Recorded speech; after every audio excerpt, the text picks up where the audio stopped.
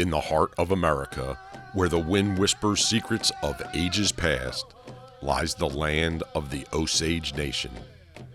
But beneath the tranquil surface, beneath the soil that cradled their ancestors, lay a black treasure that would become a curse. The oil that turned the tide of fate. It beckoned a sinister force that lurked, hungry, in the shadows. This is not just a tale of wealth and murder. It is a saga of the human spirit, a chronicle of those who sought to bury the truth and those who dared to unearth it. Join me as we tread softly through the hallowed grounds of history to uncover the federal trials that ended the reign of terror that befell the Osage Nation. For their story is not merely whispered by the winds, it is a cry that demands to be heard. This is the untold legal history of the story.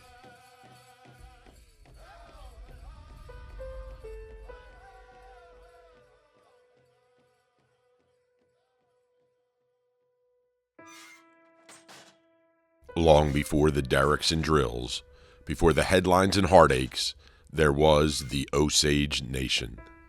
Uprooted from their ancestral soils, the Osage were driven to the windswept plains of the Indian Territory, which ultimately became Oklahoma by settlers who wanted their reservation land in Kansas.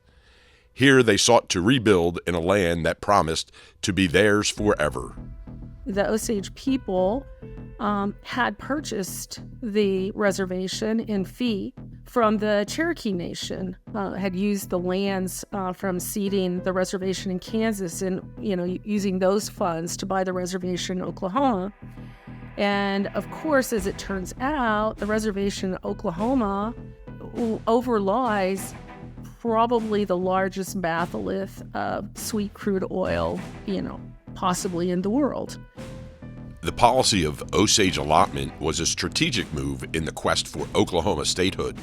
It aimed to individualize tribal lands and assign each Osage a part of the surface of the reservation and a share of the minerals beneath. The ink of the lawmakers bore a double edge that no one saw coming, one that would soon cut deeply into the heart of the Osage Nation. And once they gave everyone their homestead allotment of 160 acres, they went back again and gave them another 160 acres, called surplus allotment. In the 1906 Osage Allotment Act, our leaders secured a provision which holds the mineral estate in commons. What that meant was that in addition to the acreage, each allottee received one headright, and a headright is a share in the Osage mineral estate. Everybody had money. There were lots of opportunities in and around the Osage for work to earn a living, but there are also opportunities for people to come in and take that money from us. It was the Roaring 20s, and they came among the oil-rich Osage Indians of Oklahoma like a swarm of locusts. Jackleg lawyers, hijackers, thieves, dope doctors, prostitutes, bootleggers, card sharks, oily merchants, drifters, killers for hire, fortune hunters. And so the stage was set. The Osage, rich beyond measure, became targets in the sights of those who would stop at nothing to claim fortunes not their own. The Osage were unique in that their mineral estate, by virtue of tribal leadership lobbying Congress, was able to be separated out from the surface. So what happened was the tribe was able to maintain common ownership of the underground minerals. Unfortunately, the surface lands were individualized, as happened in all other instances throughout Oklahoma. The individualization of the tribal lands resulted in a huge amount of land being lost. It, in some instances, removed the federal protections from those lands. And so tribal members who couldn't speak English were really at the mercy of other people who came in to take advantage of them. And so-called guardians and others that were appointed to protect their rights oftentimes became part of those who took advantage of them. Guardians and store shop owners were some of the first to take advantage. The guardians who were supposed to protect their money and property often found unique ways to take money for themselves. Store shop owners began charging more for products in a scheme called the Osage price. Then the general store in Pawhuska, Hominy, and the Fairfax area would extend credit charges to Osages shopping there. And it was a very unique system of craft where everything in the store didn't have a price tag on it. So you went and bought a skillet and some cooking utensils for your home. That skillet may have cost $2 to anybody walking in the store that wasn't Osage. But to the Osage, that skillet cost $50. And you start seeing it on clothing, on fabric, on soap, sugar. Everything cost more if you were Osage. In the quiet before the storm, no one could foresee the darkness that would descend upon the Osage Nation. It sort of really escalated when the price of oil became so high. The richer we got, the more deadly the exploitation. Molly Burkhart, an Osage woman, would soon find herself at the heart of a deep-seated conspiracy to steal the wealth of the Osage people. Molly developed a relationship with Ernest Burkhart. There was obviously, a romantic connection there. Ultimately, even though he was not Osage, I'm sure he charmed her. He, used whatever influence he could over her and portrayed himself as somebody who would look out for her interests. Molly Burkhart went through the horror of losing everyone in her family, her sisters and her mom, through this murder scheme. Ernest Burkhart would have been able to inherit that property if his attempted murder of his wife had succeeded, which fortunately it did not. The deaths were not the acts of a lone madman, but a conspiracy among Ernest Burkhart, William Hale, John Ramsey, along with others, to execute one by one members of a wealthy Osage family in an attempt to consolidate and steal their head rights. These names would soon echo in the halls of justice. Ernest Burkhart was William K. Hale's nephew. Ernest, of course, was married to Molly and had come down to the Osage after getting out of the war and immediately became under the spell of Hale. He did whatever his uncle wanted him to do, including, some say, marrying Molly and then proceeding to poison her so that he could get hold of a head right. Everyone agrees he was the mastermind. He was, he portrayed himself as the king of the Osage Hills and a great friend of the Osage people. Even though Hale had lots of money, he was a greedy person, and he wanted more. Osage land saw the death toll rise, higher per capita than almost anywhere else in the nation. The murders were brazen, the methods cruel, poison, bullets, and finally an explosion. My grandfather died, he was only 29 years old. The legend has it that he died of poison of whiskey.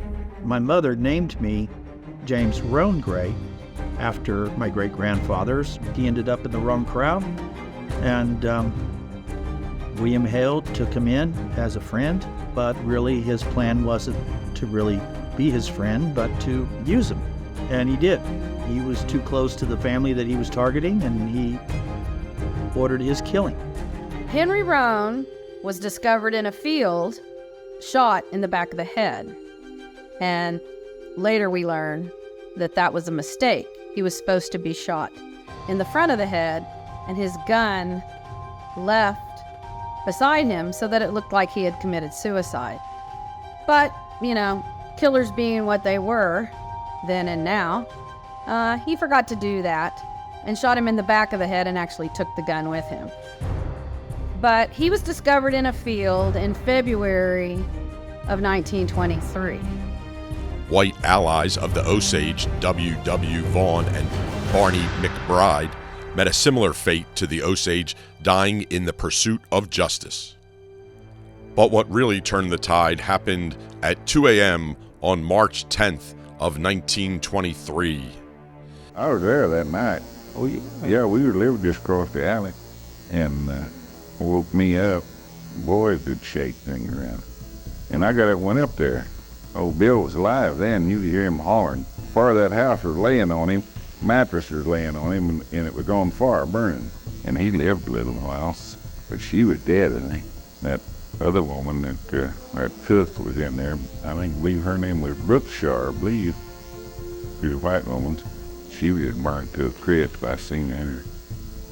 One of her arms that picked it up about a block from that. Rita and their white servant Nettie Brookshire died instantly.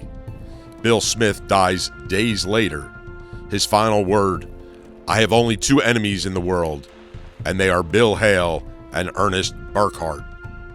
The first big thing that happened that caught everyone's attention was this explosion of the Smith house. That ended up killing 3 people. Just days later, on March 24th, 1923, the Commissioner of Indian Affairs took an unprecedented step, calling upon the Bureau of Investigation in the United States Department of Justice to unravel the sinister plot that had claimed so many Osage lives. In order to get the Bureau of Investigation on board, the Osage Tribal Council had to go up to Washington and go with the delegation and basically plead and lobby for help. So that's when Tom White was appointed to the case and was sent down, and that's when he started his investigation. There was not an FBI. The concept of having a federal investigative bureau that would investigate crimes was something very novel. It became apparent because of the facts related to this case that a lot of the state and locals, it was really beyond their capability to investigate these crimes. There were so many murders happening, and it didn't seem as though they were being properly investigated. Tom White with the Texas Rangers, who assembled a group of investigators who were able to come in and infiltrate the very close-knit society of Osage County at the time. The wheels of justice began to turn in January 1926 when federal agents were able to question Ernest Burkhart, William K. Hale, and John Ramsey. Ernest had some epiphany while he was in jail and said that he was going to tell at some point what he knew and about the involvement of Bill Hale in the murder of Henry Roan and the Smiths. So this was seen as the breakthrough. Ernest Burkhart said that his uncle Bill Hale had recruited Henry Grammer, who had since died in a mysterious car accident 6 months earlier, to find Asa Kirby, a well-known outlaw and explosives expert, to destroy Bill and Rita Smith's home and kill them in the process. He also identified John Ramsey as the killer of Henry Roan and Kelsey Morrison as the killer of Anna Brown. This information convinced a federal grand jury to indict Hale and Ramsey for the Henry Roan's murder. When the federal government came in to investigate the murder of Anna Brown and the murder of the Smiths, whose house was blown up, those were not on restricted Indian lands. The murder of Henry Roan was, and that was the hook that the Bureau of Investigation had to go into federal court as opposed to state court. And so they would have federal jurors, they would have federal prosecutors, federal judges who were much more insulated from the politics and the influence of William K. Hale and some of the other banker interests. And this needed to happen because everyone knew if Hale gets back to the Osage, witnesses are going to disappear, stories are going to change, and a jury is probably never going to convict Bill Hale and, by extension, John Ramsey in Osage County. Initially, the two primary individuals, William K. Hale and John Ramsey, were indicted in the Western District of Oklahoma in Guthrie, Oklahoma. Now, immediately after they were indicted, they, of course, hired very high-powered defense attorneys, and that was the very first issue that those defense attorneys raised. They said, the Osage Reservation doesn't exist anymore. There is no federal jurisdiction. And the fact that this homicide of Henry Roan took place on a restricted allotment would not qualify there to be federal jurisdiction. So the whole issue there was whether or not this piece of land that was a restricted allotment would qualify under federal law as being what was called Indian country. Federal District Judge John Cotterall agreed with the defense and dismissed the federal case, claiming the murder site wasn't in Indian country. Federal officials immediately decided to appeal the ruling to the U.S. Supreme Court. In the meantime, because Judge Cotterall ordered Hale and Ramsey released from federal custody, they were taken straight into state custody on the same murder charges. Ernest Burkhart, a critical witness against Hale and Ramsey, was released and tracked down investigator Tom White. Burkhart asked to be taken out of state. One of the biggest challenges for the government was protection of the witnesses and protection of their testimony. And Ernest Burkhart ultimately feared for his life. Ernest never made contact with his wife, Molly, and never made contact with any of his relatives during that time. And that would prove to be something that the defense would hang their hat on during the trials.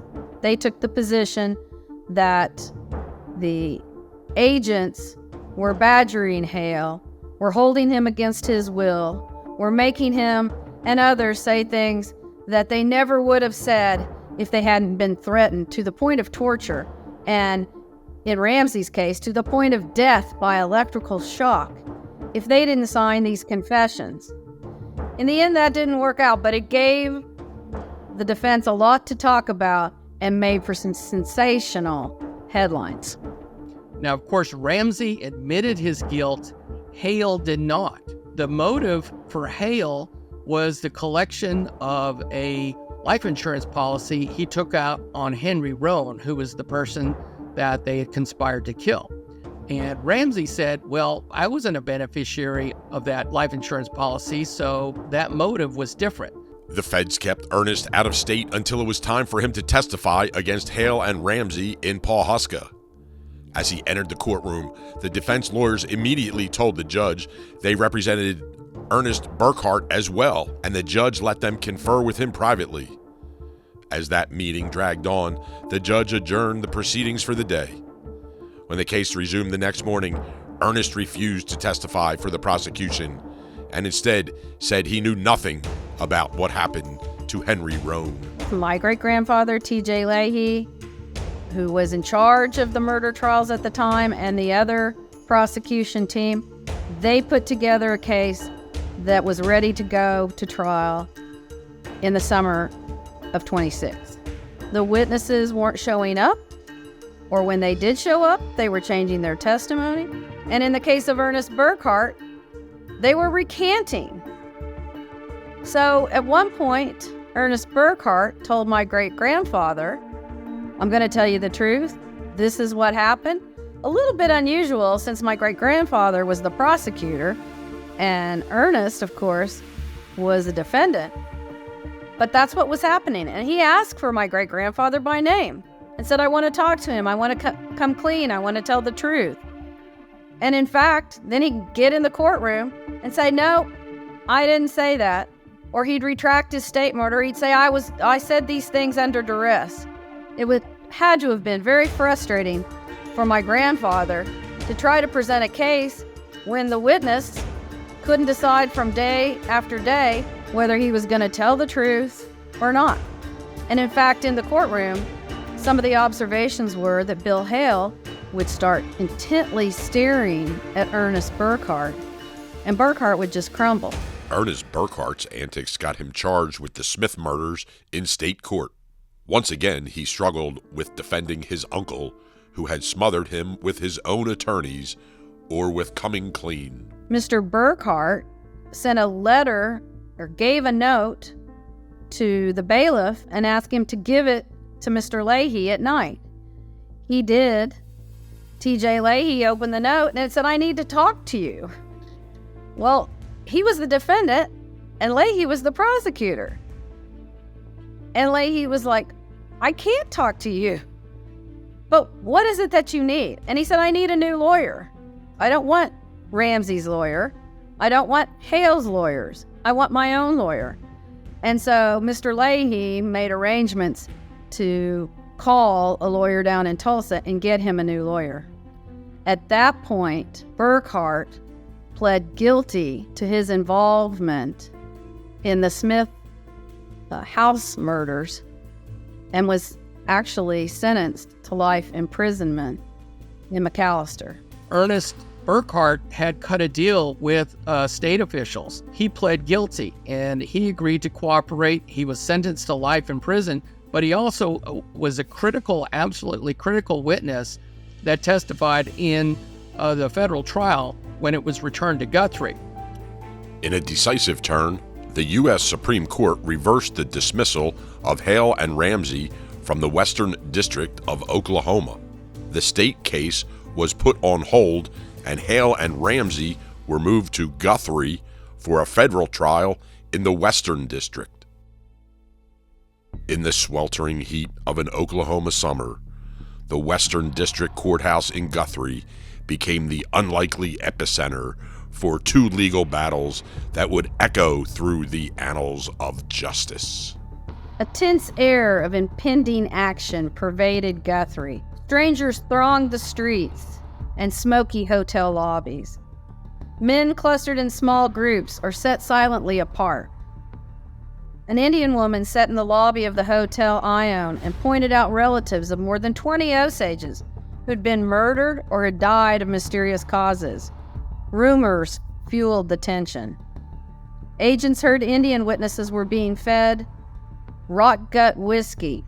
Loud, talking, booted men, not on the subpoena list, stalked the crowded lobbies, openly proclaiming themselves friends of Bill Hale, and boasted of running all the government men plumb out of Oklahoma. This was Bill Hale's country, and he was going to prevail. When Judge Cotterill denied separate trials and started picking a jury, there were 100 jurors coming in at a time, all men from around that district. So the big issue in the first federal trial was whether Ramsey's confession should be admitted into evidence. Now, the defense made a lot of it. They got Mr. Ramsey to testify outside the jury that the agents had denied him food and water, that they told him that if he didn't confess, he was going to be a dead man, that he was certain that he was getting ready to get shocked and killed. And they threatened him with that if he didn't confess. So he said, yeah, I confessed. I'm not sure that signature's mine. I told them what they wanted to hear because they said they were going to kill me if I didn't. What would you do? It was a very uphill battle. And it was evident in one of the statements that was made by Tom White. He said every trick and device of resourceful attorneys had to be dealt with at the trial. There was perjury. The prosecution's witnesses were intimidated. They were threatened. They came in purportedly trying to, get people to change their stories. Ernest Burkhart was allowed to be influenced and pressured by Hale, who convinced him to change his story. They pressured him to say that his confession was not voluntary. That was a substantial hurdle. You've got to make sure that your witnesses are going to, come through. And ultimately, that's what the United States Attorney concluded was one of the reasons that the jury was hung 6-6, because it wasn't entirely a fair trial. A hung jury meant there was to be a second trial in the Western District. And on September 2nd, all the parties agreed that they would retry the case, this time in Oklahoma City. So because there was a mistrial, a hung jury in that case, then they had to be tried again. So when trial commenced in the Western District in Oklahoma City on October 20th, a new judge had been called in to try the case. He was John C. Pollock of Topeka. Now, he was known as a stickler. He was known as somebody who followed procedures precisely and didn't put up with the antics that had happened in Guthrie and Pawhuska. In fact, what took 3 days to pick a jury in Guthrie took under a day in Oklahoma City. And having had the benefit of the trial, what took 5 weeks to try in Guthrie took just about 8 days in Oklahoma City. The sides, particularly the prosecution, pared down their witnesses, got rid of about 5 or 6 lawyers at the counsel table, and just went for the real, secure, sure evidence to present. Simplify it, make it easy, let the jury understand what was going on, and no more of the fireworks that had happened before. In fact, the defense wanted to bring up some of those fireworks, but the judge just didn't allow it. The star witness at the Oklahoma City trial was again Ernest Burkhart. He was brought up from McAllister. This time, he told his story and he stuck to it. He implicated both Hale and Ramsey. The defense used the same tactic, the same plan, that they were going to argue that Ramsey's confession was made under duress, that he really wasn't involved in those murders, and that Hale had nothing to do with it. The problem was they had that confession, which the judge allowed to be read in court in the presence of the jury and allowed to go back to the jury room with them. Ultimately, they were convicted, again, took an appeal, and this time it was appealed to the 8th Circuit Court of Appeals. The 8th Circuit Court of Appeals looked at a number of legal issues that were brought up by his attorneys. They had indicated that the district court judge in Oklahoma City who conducted the trial, it was a very quick trial, took only 8 days, had made a mistake. The 8th Circuit said Hale and Ramsey should not have been tried together in one trial. They should have had separate trials. Hale and Ramsey's attorneys immediately asked for it to be transferred to the newly created Northern District of Oklahoma in Tulsa, which was granted. The Northern District federal judge decided to hold federal court in the state court in Pawhuska. They were again found guilty and sentenced once again to life imprisonment. When they were sentenced, they were sent to the penitentiary in Leavenworth, Kansas. And at that point, Tom White, the head agent, had accepted a new role. He was warden of the penitentiary at Leavenworth. So, for many years, Hale and Ramsey and White spent time together. They in prison, and he is their warden. Sometimes the wheels of justice turn slowly in many forums. The road to conviction is often filled with twists and turns, but like in the case of the Osage murder defendants, there are always due process protections and avenues for review in the federal court system.